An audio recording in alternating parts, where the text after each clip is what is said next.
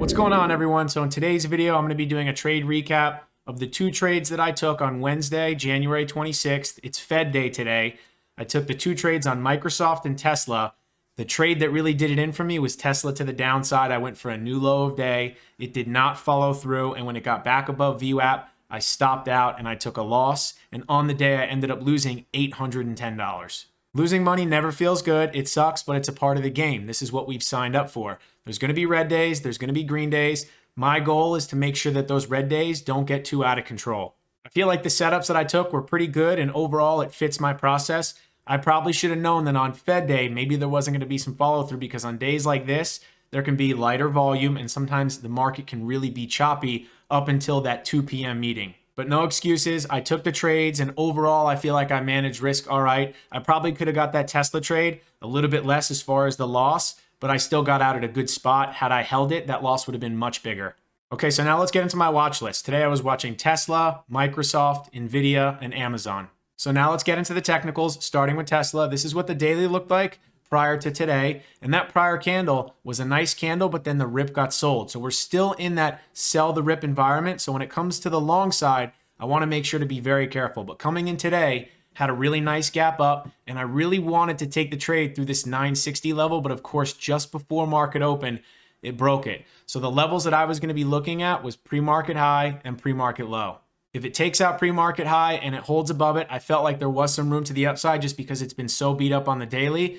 And then if the rip got sold like it has been recently and it breaks this pre-market low, I felt like there was room down to prior day close at 918.40. And now Microsoft, and the reason why I was watching this is because it reported earnings after the close yesterday. So anytime a stock reports earnings, the volume is going to be heightened. So I want to have it on watch. I don't necessarily trade Microsoft that well, but being that it had the catalyst, I wanted to have it on watch.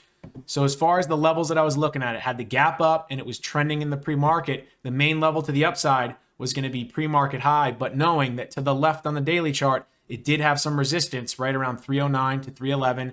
And then if the rip wanted to get sold and it broke this pre-market low, it did have room down to prior day close at 288.49.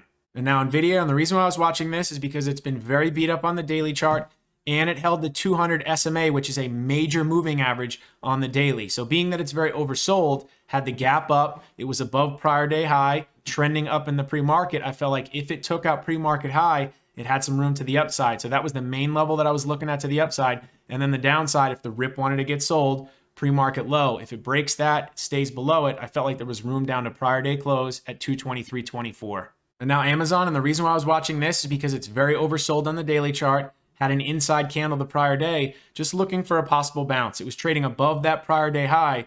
So if it could get through pre-market high and hold up, I felt like there was some room to the upside. So the main level I was watching to the upside was going to be pre-market high, and to the downside, pre-market low. If the rip got sold, it breaks pre-market low, stays below it. I felt like it had room down to prior day close, which is at 27.99.72. Okay, so let's go into the first trade, which is going to be on Microsoft to the downside. So what happened? It had the big gap up. We're in a market where sometimes those rips tend to get sold off the open. Very aggressive selling. Had a bounce, was below VWAP, below the 9 EMA. That bounce failed, and then it's on its way to making a new low, but that's a nice bear flag. So if it breaks that 302 area, also makes a new low, I felt like there was more room to the downside. And as this starts to show weakness, I want to anticipate that low a day break. So I end up going short right there. I took 5 puts to 302.50s, and I got filled at $6.65. And this had a little bit of follow through, but the reason why I got out of this pretty quick is because look at the spread. I felt like the spread was a little wide, being that this is Microsoft. So the moment it came into that 301, started to bounce a little bit, knowing that the spread was a little wide for a stock where it's normally not. I just didn't really trust it. I also don't have the best history trading Microsoft. So when it came into that 301 and then it really failed to break it, started to bounce a little bit, I ended up just getting out of the position right there, all 5 contracts for a small win, and I sold them at $6.80. So now let's get into the second trade, which is on Tesla to the downside, and this is where I took a decent loss. So off the open, had the push, very quickly failed, got back below the 9 EMA and VWAP, started to consolidate. Low of day was 939, so if it made a new low a day, just wanted to go with the short-term trend, I felt like it had more room to the downside. And as it starts to show some weakness, I wanted to anticipate the low a day break, so I ended up going short right there. The 940 puts, only 3 of them. I didn't feel the need to have to trade bigger size, and I got filled at $44.20. So I ended up holding on to this a little bit longer than I normally do, but I really was trying to let this develop. I thought it had more room to the downside.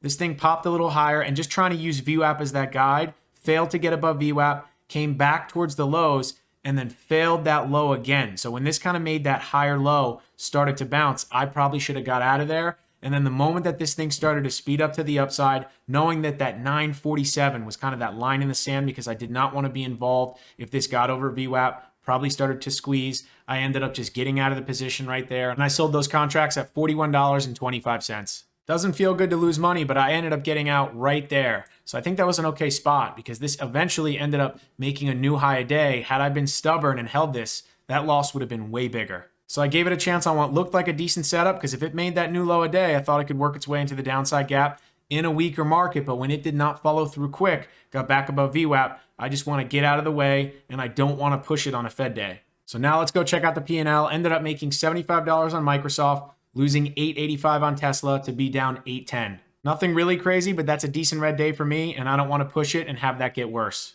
So that was the trade recap. I appreciate you watching the video. Feel free to like and subscribe, and I'll see you in the next one. Thanks for sticking around to the end of the video. I just wanted to highlight a couple cool things I have to offer. The first is going to be my newsletter watch list. This is going to be what I post on my private Twitter 30 minutes before market open every day. And what I'm doing is I'm doing a very quick highlight of the SPY, the Qs, the bigger picture, the upside level that I'm looking at, the downside level that I'm looking at, the market news or the catalyst that day. And then I'm going to list 4 to 6 names that I'm watching, my favorites that day, and then the catalyst behind them, if there's any news, the bigger picture idea, what's going on the daily chart, and then the levels to the upside and the downside. And then I add some mental notes at the bottom, kind of what I'm thinking that day, make sure to keep my expectations in check and follow my process. And the second thing is going to be a one-on-one call. So if you want something that's less of a commitment and you just want to talk to me about my process and how I approach the market, this is going to be great.